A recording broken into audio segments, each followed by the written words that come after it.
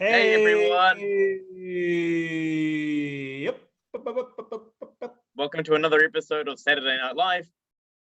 I'm your host, Hitesh, and on my sides, Mr. Kendall Vano. Bobby Moynihan. Hey, Bobby.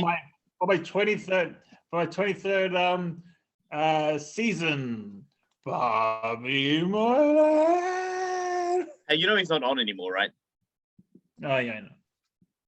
Now it's is it Kenan Thompson? Yep. There's always got to be a mainstay who stays and helps keep an eye on the transition. I now know that now. I always thought that those mainstays in SNL were like Losers.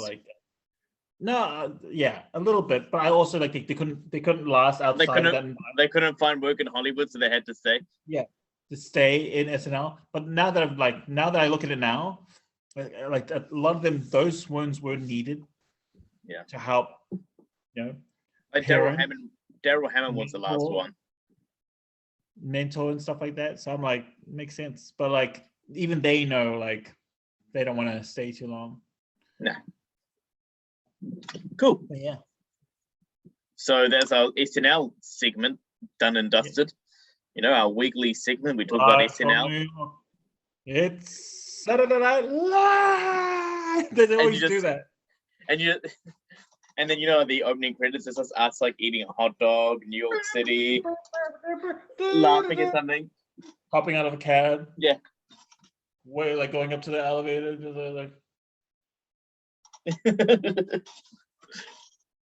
And our host, Steve Martin, with musical guest Taylor Swift.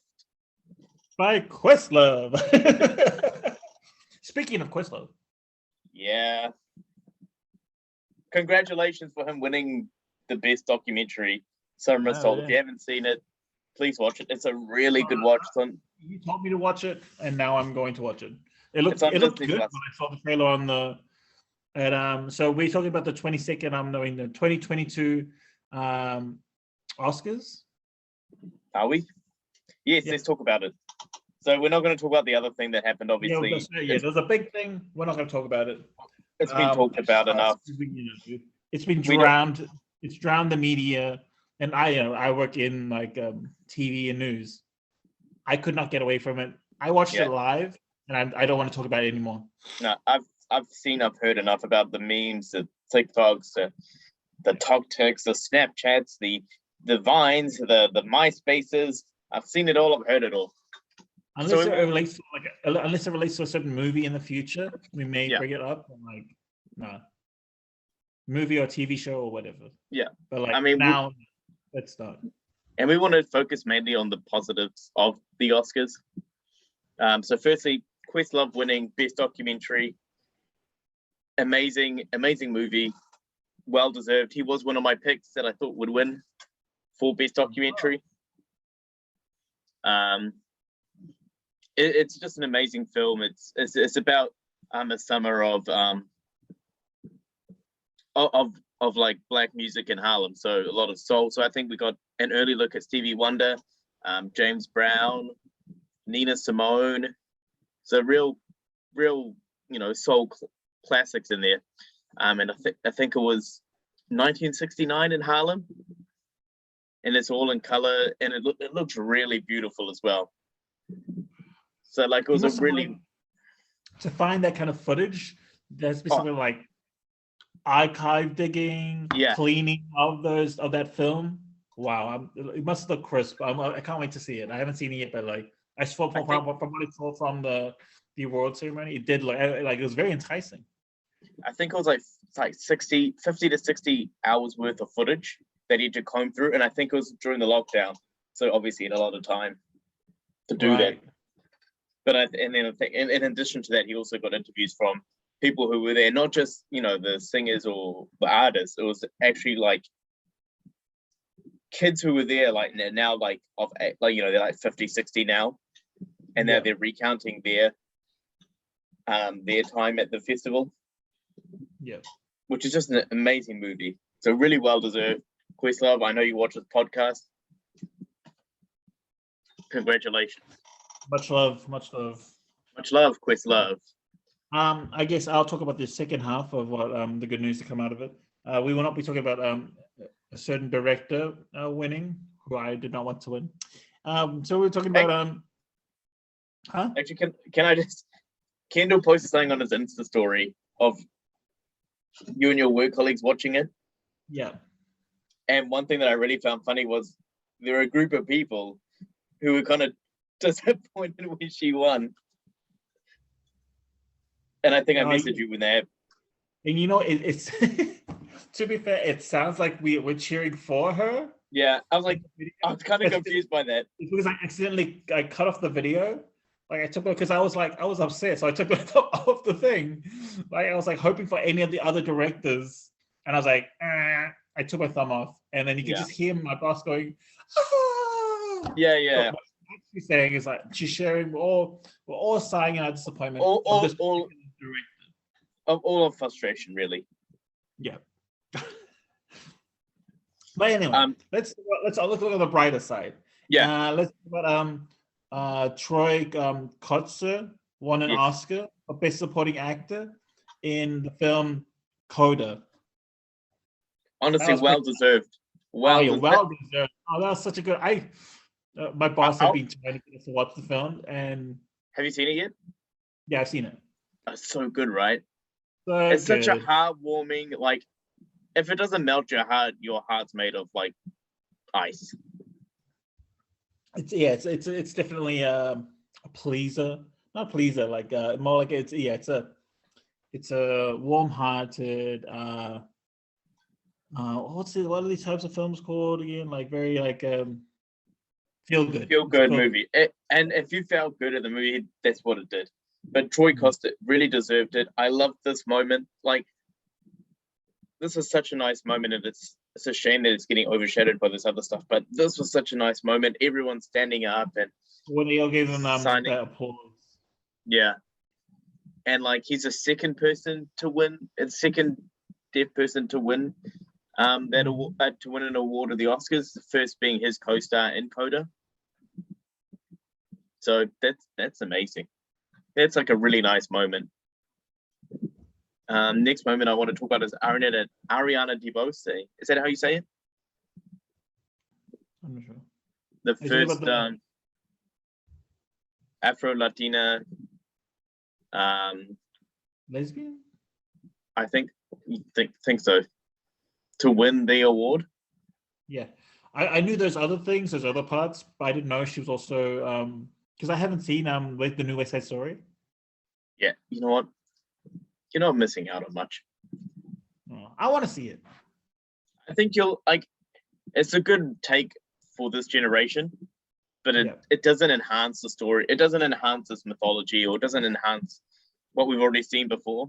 So it's. Have you seen the original one? No. Okay. You're probably right though. Because it doesn't look like it.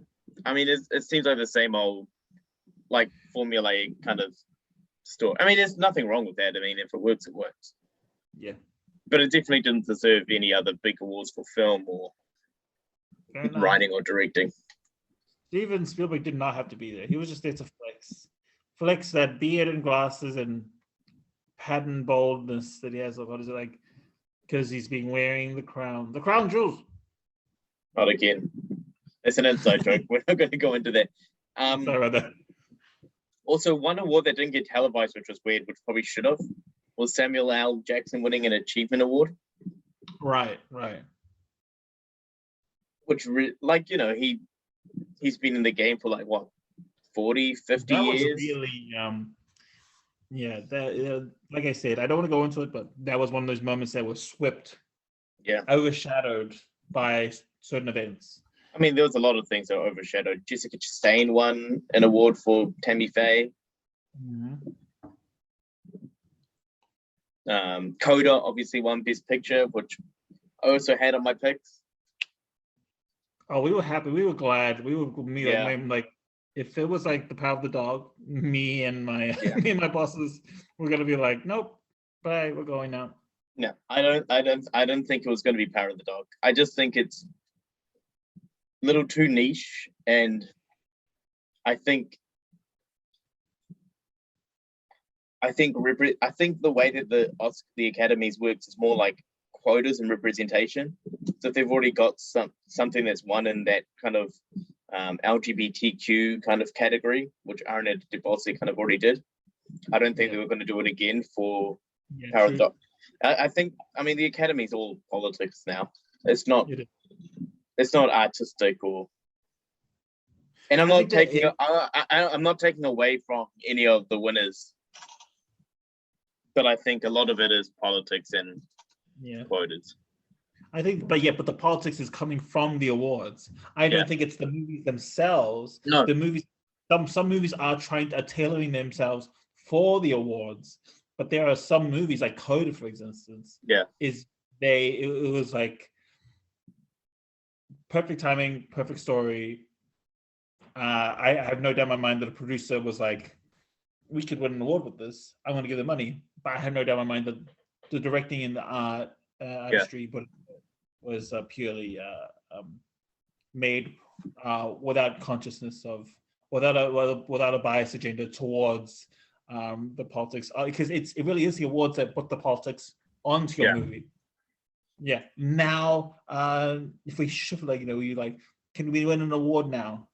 You know what I mean? Like, look, well, if we check the politics of your film, no, I don't like how you represented this, and this is it's the awards. They put the politics on top of the film. The film themselves, most of the time, are quite pure, like short films and stuff like that. Yeah. Any final thoughts on the Oscars? I think we've spoken about most of the big wins. There's one we're not going to talk about. I'm keen. I'm ready to get into. I'm ready to jump into our pick for this week. All right. Hey, Kendall. I think we should end the pod here now. See ya. See ya, guys. Just jokes. We got you. Bazinga. You got punked. Wait, I was just on my way out. What do you mean there's more? You want to hear more of what we're talking about? So, Kendall, have you seen anything good lately? Yes, I have. I saw all season 1 of Big Little Lies. When did it come out? 2017. Did it? Yep. It's been out for a while. Oh wow! I came late. Yeah, 2017. And they did a second season, which came out 2019. Yeah, I haven't seen all that yet. So just season 1, directed by Jean-Marc Verlier and Andrea Arnold. I think the first guy did the first season. Okay. Well, we need more of him back. I'm just saying. Yeah. Second season wasn't necessary. If you watch a show, watch the first season. It reminds me of like Broadchurch. Broadchurch didn't need a season 2 or 3. Okay, so the show stars Nicole Kidman as Celeste Wright, Reese Witherspoon as Madeline Martin. Is that right? Renata Klein is played by Laura Dern. Shailene Woodley plays Jane Chapman. Zoe Kravitz plays Bonnie Carson. Alexander Skarsgård plays Perry Wright. Adam Scott plays Ed McKenzie. Catherine Newton plays Abigail Carson. James Tupper plays Nathan Carson. And Jeffrey Nordling plays Gordon Klein. I think that's enough. And Ian Armitage plays Ziggy Chapman. AKA Young Sheldon. Yeah. Young Sheldon. So the show is centered around Madeline, Celeste, and Jane are a trio of wealthy young women in Monterey. Hold on a minute. Is Jane that wealthy? Well, leave Jane out of this. The other two, sure. I just don't know the description. Yeah. Be accurate or don't do anything at all. Bang. So two of them, but she joins him. She joins a group of wealthy young women. Are they young though? She joins a group of wealthy women in Monterey. You just assume their genders. Yeah, okay, I'm finishing this. Their lives are shattered when a murder takes place in their idyllic town, unraveling a can of worms. So the first episode sets up this murder for the whole season. We don't know who gets murdered at this point. Yeah, so basically the whole it's revealed to us that there's a murder in the first episode, and basically the whole show is a timeline dating down, like a countdown until the murder. So we, the audience, don't know, but the characters who are reading through the kind of like interviews or interrogations are expressing and explaining and narrating the story as we lead up to the final episode. I found that really interesting. I really like that aspect of like fascinating structure. Fascinating structure of these individuals just recounting what happened and throughout the series. I like that, and it's like, honestly, you know what? It's quite clever. It's quite clever. You know what it reminded me of? When Harry met Sally. Really? Yeah, when Harry met Sally, you know, like at the start where they like interview different couples and they kind of tell how they met. Splice them right into the film. Because it's got those characters have nothing to do with any of the characters in the movie. But I like that. And then also, on a random tangent, as we often do, Ted Lasso homaged that. Did they? In season 2, yep. It was like it was the episode where they had the Rolling Stones song. It was the one where Roy Kent quit his job as a football pundit and became one of the coaching staff. The coaching and staff. Then, because I think there were the whole storyline was it was referencing a whole lot of rom-coms, and then there was a scene where two older people were talking about how they met each other, and they met each other at like a Richmond game or something. That's right. Yeah, I remember now. Yeah. So back to our program of Big Little Lies. So yeah, I'll basically just give my review. I found it very intriguing. That mystery held me in to the very last episode. The drama kept me entertained. It's quite melodramatic, very dark themes. Sexual violence, abuse, sexual violence, alcoholism. It is a very heavy show. Family dysfunctional, power plays among parents, tiger parents. Just all that drama for me was great entertainment. I thought it was great storytelling. I loved all the characters. Renata, who I hated in the first episode, ended up becoming one of my favorites by the end. She is so cool, right? Yeah. She is so cool.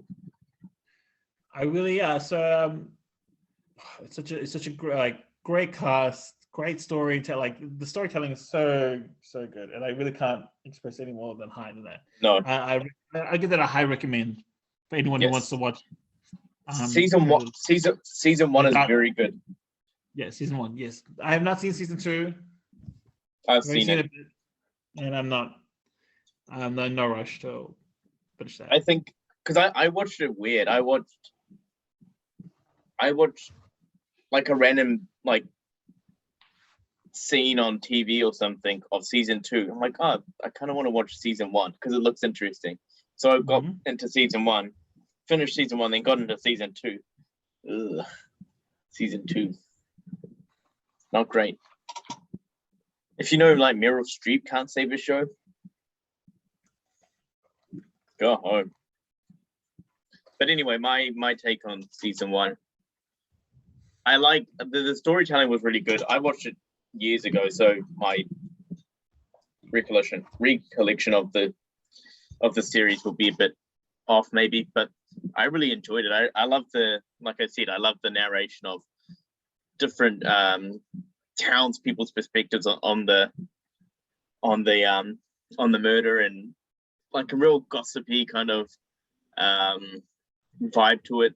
I love Madeline, who was played by Reese Witherspoon. She's like the busybody of the town. She's creating.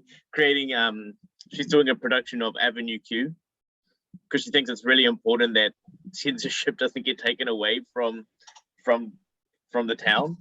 And I really liked her character. I like Renata.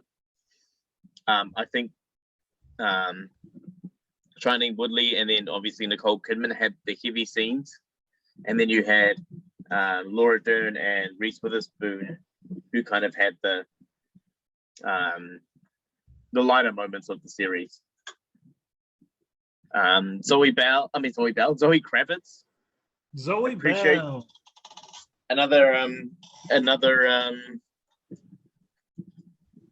Another feature of Zoe Kravitz on our pod. Last week we did review Batman. She's in this as well. She's kind of like the young, hot, new mum to Reese Witherspoon's daughter. So she's Reese Witherspoon's daughter's stepmom. They got married, right? They're married. That's a good question. I don't remember. I think they did. Okay, well, regardless. Also, their storyline with Reese Witherspoon's daughter selling her virginity on, was it Craigslist or eBay? For protest? Was it protest or was it for amnesty? She was raising funds to those who are suffering from sex trafficking. Yeah. Which is an interesting take.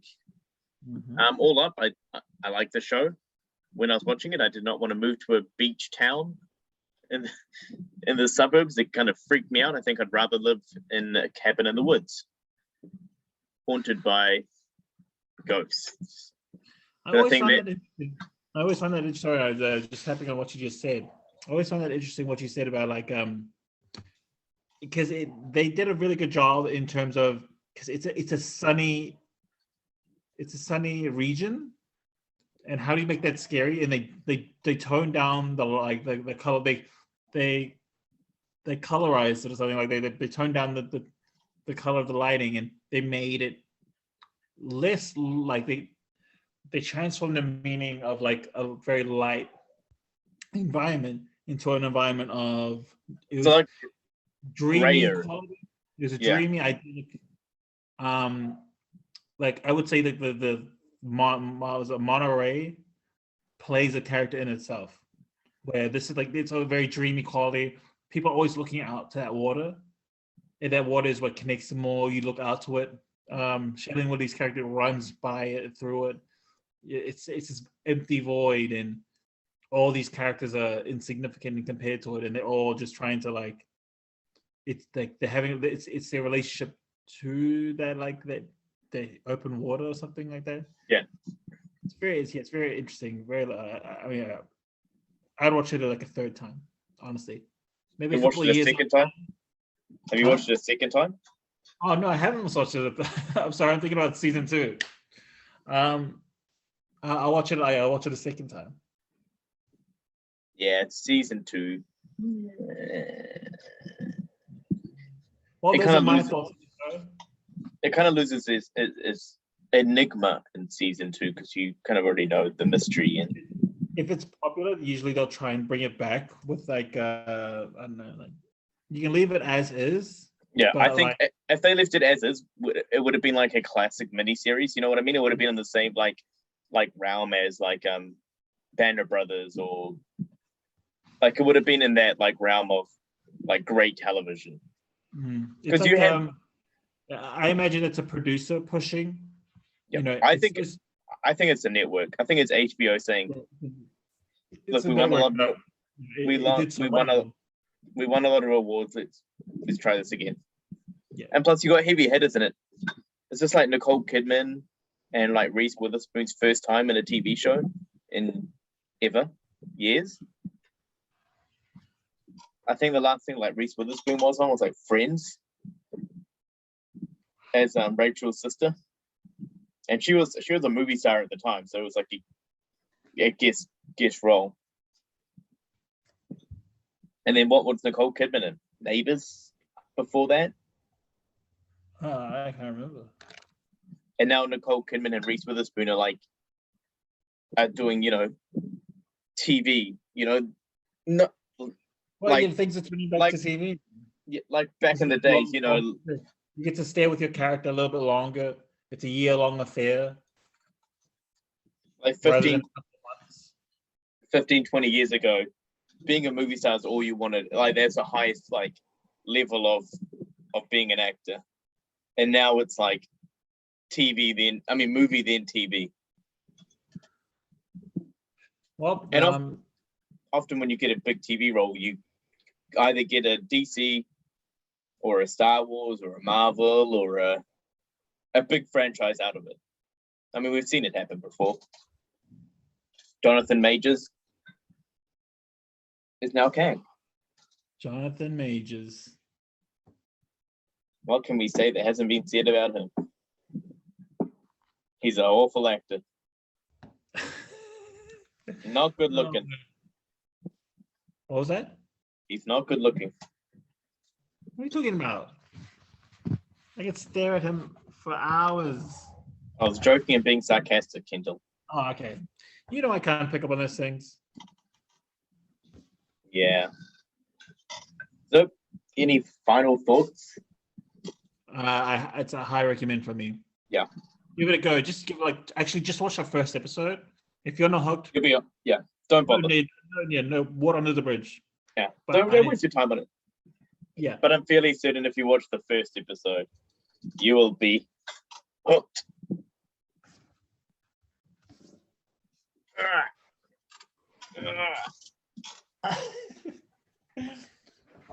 Okay, cool. Should we we'll end things there and we'll get ready for I'll join us next time for our next episode Dragon Ball Z. See ya.